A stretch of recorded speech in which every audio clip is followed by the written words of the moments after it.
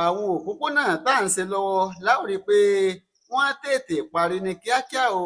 Ìjọba àpapọ̀ ló sọ̀rọ̀ ṣé wọ́n ní ẹni tó lọ́rọ̀ òun náà ní sọ.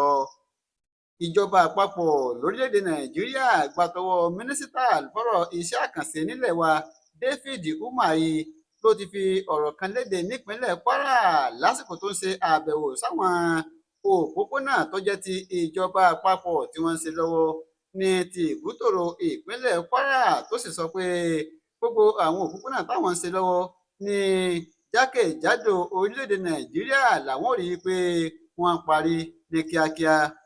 Lásìkò tí mínísítà ń ṣe àbẹ̀wò sí òpópónà oní kìlómítà 42 kan èyí tó lọ sí Ẹyẹnkọrin, Ògèlè, Àfọ̀n, Òjòkú àti ìlú Ọ̀fà nípínlẹ̀ Kwara ló ti sọ pé àbẹ̀wò táwọn ń ṣe ọ̀hún kì í ṣe wíwò lásán bí kò ṣe pé láti rí i pé wọ́n ṣe iṣẹ́ tó dára tó gbóúnjẹ fẹ́gbẹ́ gbàwó bọ̀ síbi àwọn òpópónà náà tí wọ́n sì lo àwọn èròjà tó dára láti lè máa figagbága pẹ̀lú àwọn òpópónà míì ní orílẹ̀-èdè àgbáyé.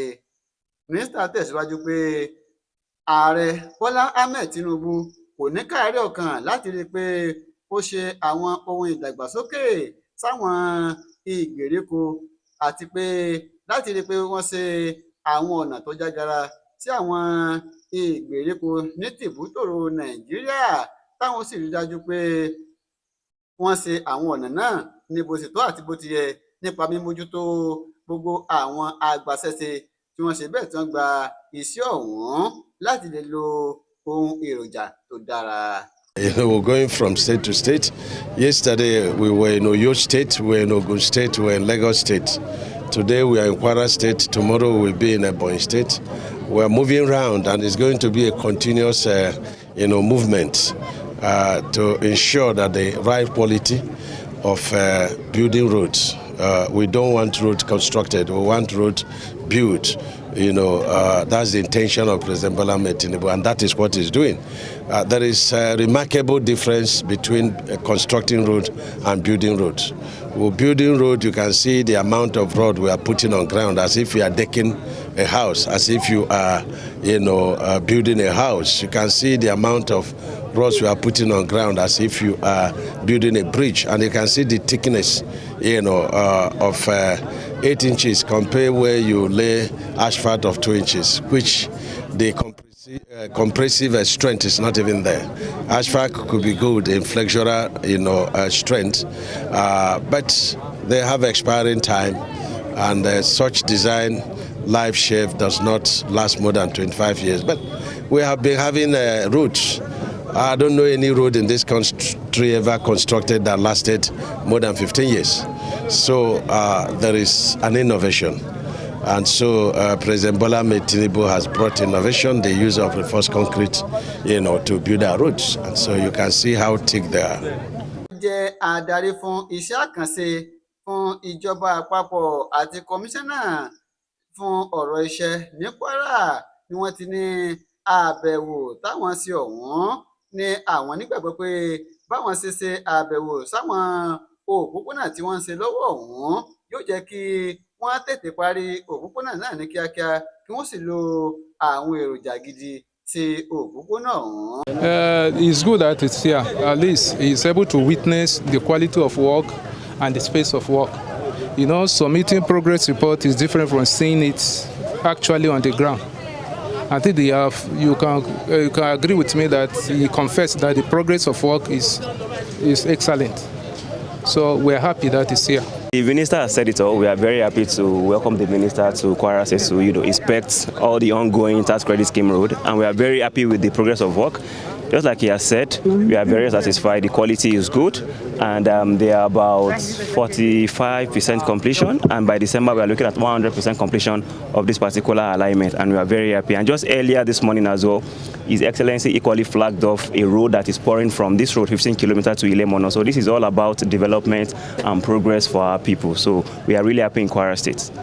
Nínú ọ̀rọ̀ tiẹ̀, gómìnà ìpínlẹ̀ Kwara Abraham Abrasar ló ti wá gbóṣùbà ràǹdẹ̀ ó dúpẹ́ fún Bọ́lá Ahmed Tinubu tó jẹ́ ààrẹ orílẹ̀-èdè yìí bẹ́ẹ̀ ló lu ààrẹ Tinubu lọ́gọ ẹnu lórí bí ó ṣe buwọ́lu gbogbo àwọn òpópónà tó jẹ́ ti ìjọba àpapọ̀ nípínlẹ̀ Kwara tí wọ́n tún ṣe iṣẹ́ náà ní kíákíá. We're glad we have this road.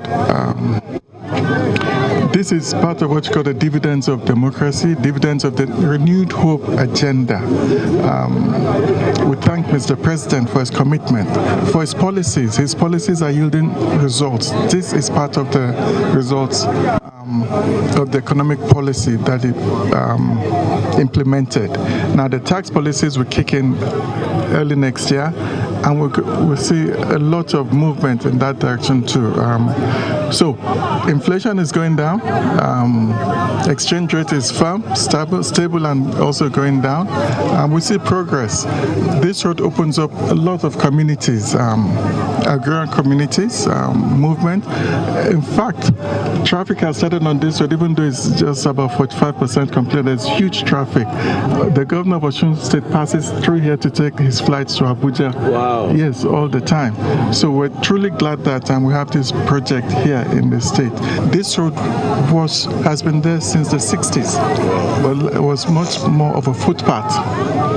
It's really a footpath, so it's now a green road, basically greenfield road. Boa just bulldozed everything and created a new road here. So the challenges of it's not just building on an existing road or reconstructing a road.